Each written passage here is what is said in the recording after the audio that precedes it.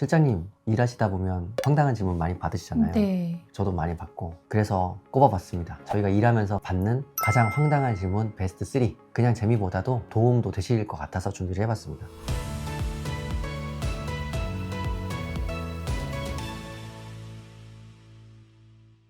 첫 번째가 매월 내는 변제금 있잖아요. 회생 개시되고 인가나면 매월 변제금을 법원에 납부하시게 되는데 변제금에 왜 현금 영수증 발행이 안 돼 있어요? 라는 질문을 많이 하십니다. 어떻게 대답하십니까? 연말정산을 시작하다 보니까 현금영수증 발행된 부분을 이제 일일이 체크하시는 분들이 있잖아요. 세금 폭탄을 안 받으시려면. 네. 근데 매월 변제금이 소액이신 분들도 있지만 몇백만 원 단위의 고액인 분들도 있으시니까 개인생 진행 이후에는 세금 폭탄을 맞으시는 신청인분들이 많으세요. 그러다 보니까 이제 연말정산 끝나실 쯤에 현금영수증 발행이 안 돼 있다. 이 부분은 사실상 정상적인 원리금을 이제 상환하는 대출 상환이 아니라 법원에서 이제 강제적인 조정으로 채권자들한테 다 배당이 들어가는 채무 변제용이잖아요. 그렇기 때문에 사실상 법원에서 현금영수증 발행을 하지는 않습니다. 그렇죠. 재화를 구입한 것도 아니고 뭐 그야말로 채무를 갚는 돈이기 때문에 변제금은 대리인 사무실에 내는 게 아니라 법원의 가상계좌를 통해서 납부하시는 거기 때문에 현금 영수증 발행 대상도 아니고 그래서 연말 정산에서 공제도 되지 않습니다. 두 번째 많이 여쭤보시는 황당한 질문입니다. 내 월급 이거 아니에요? 라는 질문을 굉장히 많이 하시잖아요. 네. 개인일생에서의 소득은 원칙적으로 세후로 받는 금액을 가지고 산정을 하기 때문에 본인들이 알고 계시는 그 소득을 그냥 말씀하셔도 되거든요. 당사자분들이 매월 입금 받으시는 금액을 가지고 저희도 처음에 이제 진행을 하는데 구체적으로 수임을 하고 소득증명을 받아보면 다른 경우가 많잖아요. 네. 본인들이 제일 억울해하시는 연차수당이라던가 이런 부분은 사실상 본인이 쉬지 않고 일해서 받은 돈인데 왜 소득입니까? 질문 주시는 분들도 있고요. 2월에 연말정산 끝나고 나면 보통 3월에는 직전 연도에 원천징수 영수증이 발급이 되는 급여소득자분들이 많으신데 그렇게 되시면 세금 환급 받으신 부분이라던가 그리고 뭐 수당, 상여 이런 부분이 다 소득 합산으로 나오거든요. 그럼 평달 받으셨던 급여랑 수당과 상여가 평균으로 녹아있는 급여는 다르니까 저 평달에 이만큼 안 받아요. 이 부분을 계속 반복하시는 거죠. 본인들이 생각하시는 소득은 수당이나 상여가 없는 평달에 세후 금액을 가지고 그 소득으로 알고 계신데 원천징수 영수증은 1년치가 다 나오고 1년치 전체 소득을 12분의 1을 한 것이 바로 변제금을 정할 때 월 소득이 되거든요. 그래서 본인이 알고 계시는 월 소득보다는 대부분 높아집니다. 특히 대기업이나 상여가 많이 나오는 직종의 경우는 폭이 너무 커서 월 변제금을 계산해서 드리면 이걸로는 평달에 생활이 안 된다 말씀하시는 분들 많잖아요.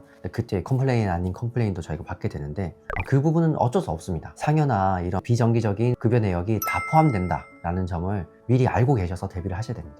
대신 뭐 일회성으로 지급되는 수당들이 있을 수는 있잖아요. 뭐 만약에 작년에 장기 근속으로 5년 뭐 근속상을 받으셨다. 그래서 현금으로 100만 원의 상여를 받으셨다. 이런 부분이 소득 신고가 되셨다고 하면 개인회생은 최소 3년에서 5년 변제 기간이기 때문에 그분은 다시 5년 뒤에 장기 근속 수당을 받으실 수밖에 없으니까 그런 소득 일회성으로 주장할 수가 있거든요. 그러니까 그런 부분을 좀 꼼꼼하게 따져서 변제금을 산정하시는 부분이 중요할 것 같습니다. 네. 다만 넣어야 될 것은 넣되 넣기에 너무 불합리한 것은 제외하는 융통성이 필요할 것 같습니다. 마지막으로 세 번째, 다른 데는 다 된다는데 왜 이 사무실에서는 안 된다 그래요? 라는 질문 상담할 때 많이 받으시잖아요. 이러이러한 사안에서 회생됩니다. 변제금 얼마로 가능합니다. 이런 답변을 듣고 상담하시다가 저희는 그런 부분에 생길 수 있는 어려움을 말씀드리면 다른 데는 된다는데 왜 여기는 안 된다고 그래요? 말씀하시는데 충분히 이런 부분에 대한 법원의 보전공고 사항이라던가 문제가 될 수 있는 점들을 이제 설명을 드렸을 때 오히려 그런 부분을 수긍하시고 다른 사무실과의 상담을 이제 비교하셔서 진행을 하시는 분들도 있지만 불안한 감에 화를 버럭 내시는 분들도 있으시거든요. 본인 명의의 예금이나 적금 뭐 이런 게 많으셨는데 그거를 뭐 가족분들한테 다 옮겨두시고 나는 재산이 없어요 이렇게 하시는 부분이라던가 소유하셨던 부동산이나 이런 부분이 있었는데 명의를 타인한테 넘기고 현 시점에는 재산이 없다. 최소의 변제금으로 진행이 가능하다. 이런 부분도 다 사실상 법원에서는 최소 5년간의 재산 처분 내역을 다 소명하기 때문에 명의 이전만 하시는 부분은 문제가 될 수 있거든요. 그런 거는 뭐 사실 세질 수도 없이 많죠. 근데 저희는 그래도 경험과 이론적인 뒷받침을 가지고 리스크를 말씀드리는 거고 리스크를 말씀드리는 사무실과 그렇지 않은 사무실은 분명히 차이가 있을 수밖에